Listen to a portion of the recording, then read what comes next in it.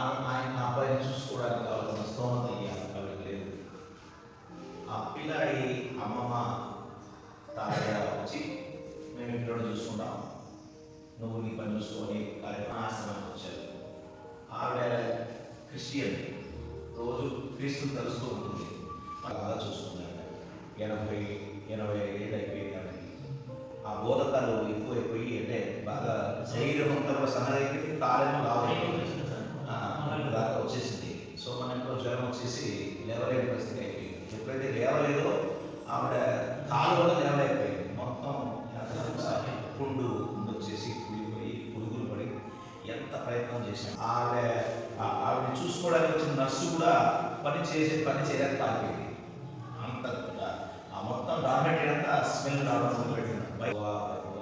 Last 30 days ఆవిడ room పెట్టి రోజు ప్రార్థన చేసేవాడు, 4 రోజులు ప్రార్థన చేశాడు.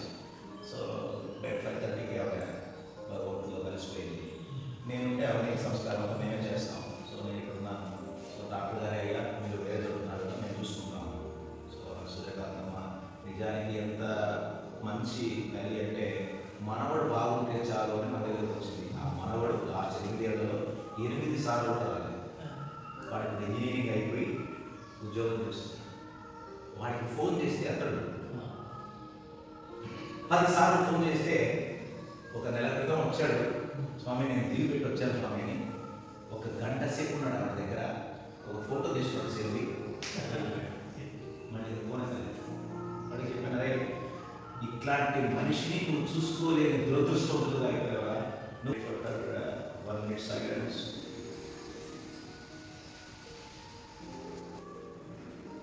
సతో మా సద్గమయ తమసో మా జ్యోతిర్గమయ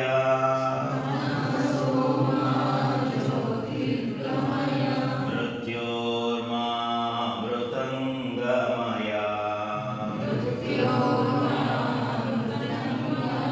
ఓం శాంతి శాంతి శాంతి.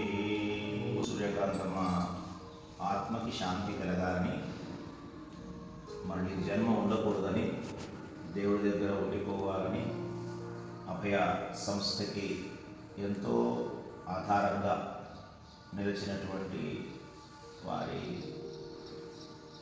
చిరస్మరణీయమైన జీవితాన్ని తలుచుకుంటూ ఓం శాంతి శాంతి శాంతి.